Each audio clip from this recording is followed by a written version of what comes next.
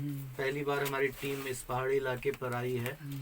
तो आपके इस पंचायत के अंदर जो मटेरियल लगती है, तो क्या मतलब बारिश के दिनों में पानी वगैरह फंसता है क्या?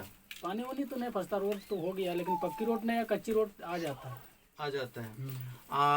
मनरेगा के तहत कोई काम? मनरेगा के तहत 2 ठो काम किए हैं। क्या क्या काम है? बांध बनवाए हैं, नाला बनवाए हैं। तो देखा आपने किसानी व्यवस्था रोड भी बनाया है। हाँ जी, रोड भी बनाए हैं, उससे रोड भी बनाया है। नरेगा से। यानी आपने देखा कि मनरेगा के तहत इन्होंने किसानी व्यवस्था के तहत आने वाली जो छिटका होती है, बांध होती है, इसका भी निर्माण करवाया है, रोड भी बनवाया है। इसके अलावे नाला भी बनवाया है। इसके अलावे पेंशन योजना है, आवास योजना है, शौचालय की व्यवस्था है। इस पे आपने कौन कौन सा काम किया है? ये आपका इंदिरा आवास है, उसमें तो अधिकतर हो गया है। हाँ। कुछ जिसके पहले से पक्का घर है उसका छूटा हुआ है। बाकी रहा आपका क्या बोले थे, शौचालय बहुत कम बना है यहाँ। आदमी बनाने नहीं चाहता, लेकिन जो बना हुआ था उसका पैसा लमसम हो गया है। 2-4-10 ठो छूटा है पैसा मिलने के लिए। और पेंशन योजना जो थी, पेंशन यहाँ तो हो गया है, पेंशन योजना पूरा 100%। बहुत बहुत धन्यवाद। आपने सुना, पेंशन योजना के तहत मैंने 100% काम किया है। आवास योजना में जिसका नाम था, मैंने कोशिश किया है जो लाभान्वित होने वाले लोग हैं उसे लाभ दिया जाए, लेकिन जिसका पहले से ही पक्का का मकान है तो उसमें मैं क्या कर सकता था। ये अमरनाथ जी ने बिल्कुल सही बात कही, क्योंकि इनका भी जो है एक दायित्व बनता है। अगर यह कोई गलत काम करते हैं तो फिर सरकार की तरफ से इन पर भी बहुत सी कार्रवाई हो सकती है। इसीलिए ये वैसे लोगों को ही लाभान्वित सूची में नाम दिया जो इनके योग्य थे। इसके अलावा आप ये बताइए कि ये आपका जो इलाका है, सुदूर इलाका है, यहाँ वैक्सीनेशन हो गया, 95% वैक्सीनेशन हो गया। अच्छा, आपने वैक्सीनेशन करवाया? आपने मैडम करवाया? तो आपने देखा कैंडिडेट के बगल में निवेदक जो पति हैं, वो सब जो है यहाँ पे सारा काम जो है इन्होंने अच्छे से कर लिया है।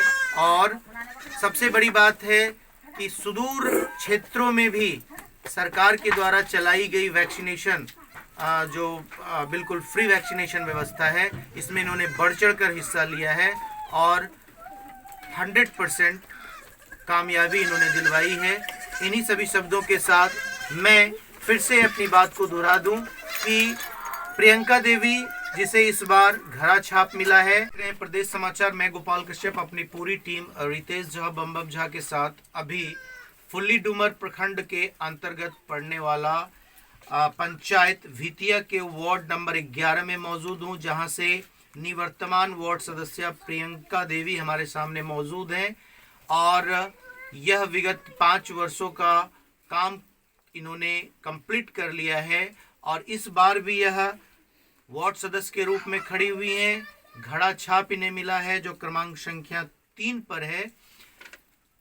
महिला सशक्तिकरण की ओर बढ़ते कदम का एक जीता जागता रूप इन्होंने अपने वार्ड के अंदर सारे सरकारी योजनाओं को फलीभूत किया है।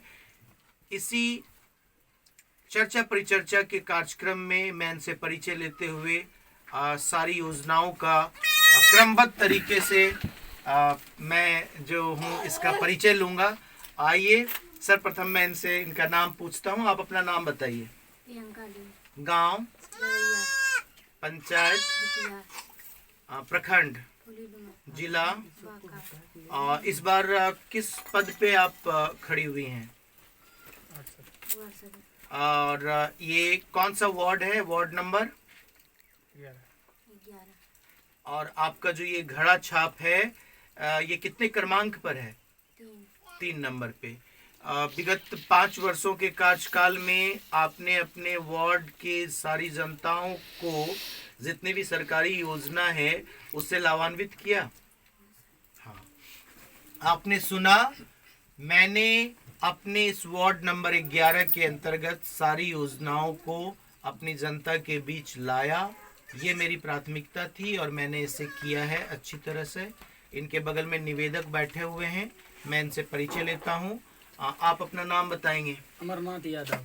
अमरनाथ जी, ये बताइए, जो सरकार की योजना थी, ड्रीम प्रोजेक्ट थी, जल नल योजना, तो ये जल नल योजना पर आपने काम किया? हाँ, 2 टंकी बनाया। 2 टंकी बनाया है।